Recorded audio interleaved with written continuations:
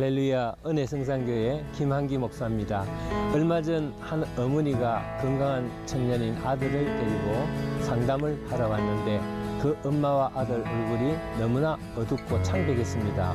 이유는 아들 청년이 자신이 원하는 대학 진학에 실패해서 낙심하고 좌절한 상태에서 찾아온 것입니다.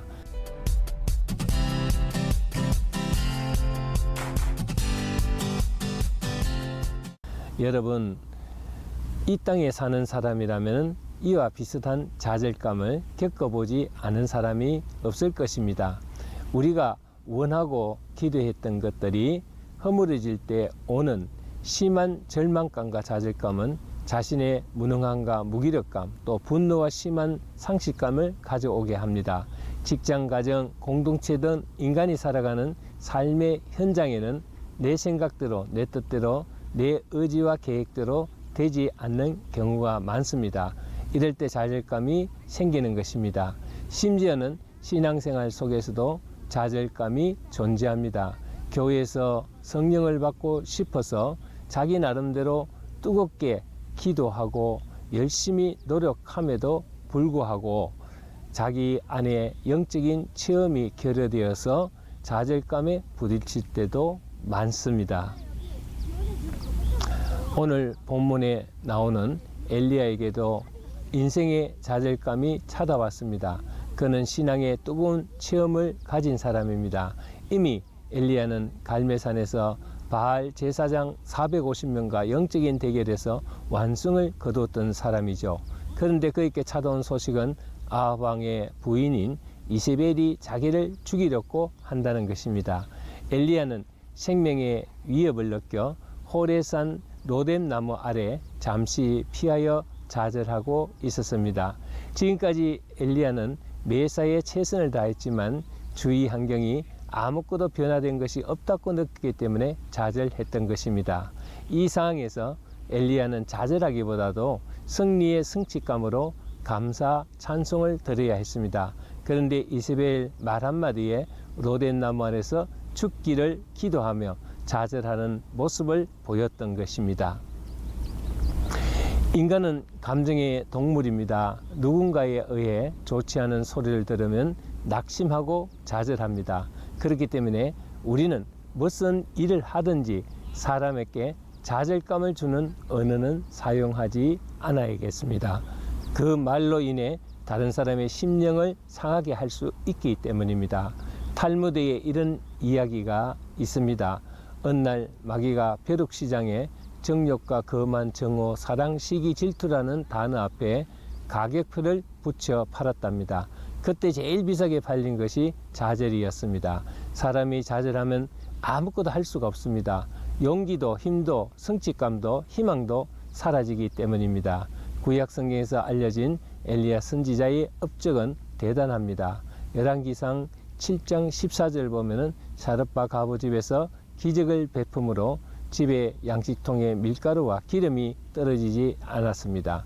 열왕기상 7장 22절을 보면 주무의 아들이 병들어 죽게 되었을 때 살려 주었던 것입니다. 그래서 야고보서 사도는 엘리야를 야고보서 5장 17절 18절을 통해서 이렇게 말합니다. 엘리야는 우리와 선정이 같은 사람이나 그가 비가 오지 않기를 간절히 기도한 적 3년 6개월 동안 땅에 비가 오지 아니하고 다시 기도하니 하늘이 비를 주고 땅에 열매를 맺으니라고 했습니다.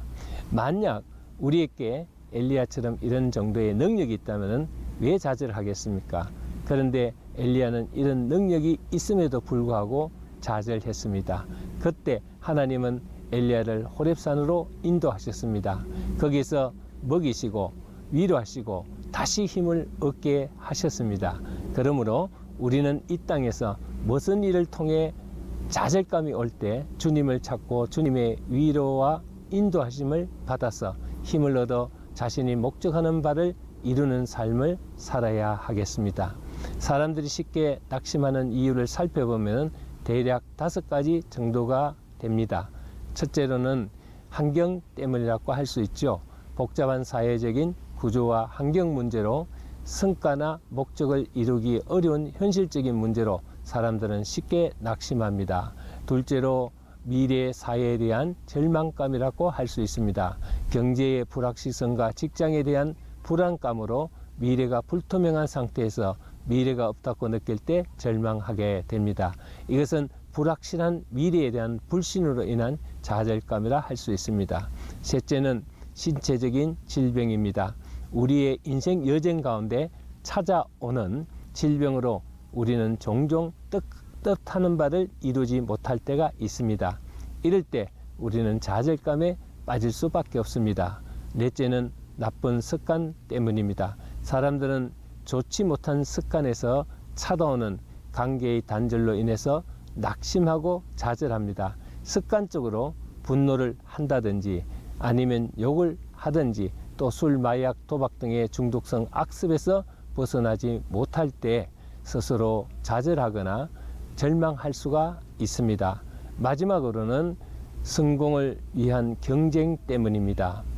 다른 사람보다 먼저 앞서가려고 하지만은 그렇지 못하고 뒤처질 때 찾아오는 좌절도 있습니다. 대부분 좌절감은 부정적인 생각에서 많이 옵니다. 그러므로 부정적인 생각보다는 밝고 건강한 생각을 하면서 살아갈 때 좌절감을 극복할 수 있습니다. 그러면 우리가 좌절하지 않기 위해서는 해야 할 일은 무엇일까요? 첫 번째, 기도해야 하겠죠. 하나님은 기도하는 사람들에게는 어떤 상황에서든 무엇이든지 할 수 있는 능력과 지혜를 주십니다. 성경은 우리가 좌절할 때 이렇게 말씀하십니다. 시편 54편 4절 말씀에 하나님은 나의 돕는 자시라. 또 히브리서 13장 6절에도 주는 나를 돕는 이시니 내가 무수하지 않겠노라. 사람이 내게 어찌하리려 하느니라고 했습니다. 이와 같이 하나님을 의지하고 하나님께 맡기고 기도하는 사람은 좌절하지 않습니다. 두 번째는 늘 만족하면서 살아야 하겠습니다. 날마다 만족하면서 살면 좌절은 물러가고 내 안에서 감사가 샘솟아 오릅니다. 엘리야는 좌절 속에 있을 때 하나님의 세미한 음성을 들었습니다. 엘리야야, 내가 어찌하여 여기서 낭망하고 있느냐, 좌절하며 낙심하고 있느냐, 너는 하나님을 바라라. 엘리야는 드디어 기도하다가 하나님을 만나고 모든 오해가 풀리고 절망하고 좌절하던 문제가 해결되었습니다. 이처럼 좌절은 잘 믿는 사람이든 안 믿는 사람이든지 누구에게나 찾아옵니다. 그러나 그것을 극복하고 해결하는 방법이 세상 사람들과는 달라야 합니다. 세 번째로는 좋은 일을 행함으로써 극복해야 하겠습니다. 성경은 우리를 향하여 이렇게 조언하고 있습니다. 잠언 24장 16절에 대저 의인은 7번 넘어질지라도 다시 일어나려니와 악인은 재앙으로 말미암아 엎드러지니라고 교훈하고 있습니다. 그래서 시편 기자는 시편 37편 24절에서 그는 넘어지나 아주 엎드러지지 아니함은 여호와께서 그의 손으로 붙드심이로다고 했습니다. 그러므로 우리는 하나님이 붙드시는 자이기 때문에 실망하고 낙심할 이유가 없는 것입니다. 항상 주님 안에서 기쁘고 감사하는 마음으로 좋은 일을 행하면 좌절은 찾아오지 않을 것입니다. 그리스도인의 바른 긍지를 가지고 용기 있는 능력의 삶을 살아가시길 바랍니다. 이 용기와 비전이 여러분이 가져야 할 믿음입니다. 감사합니다.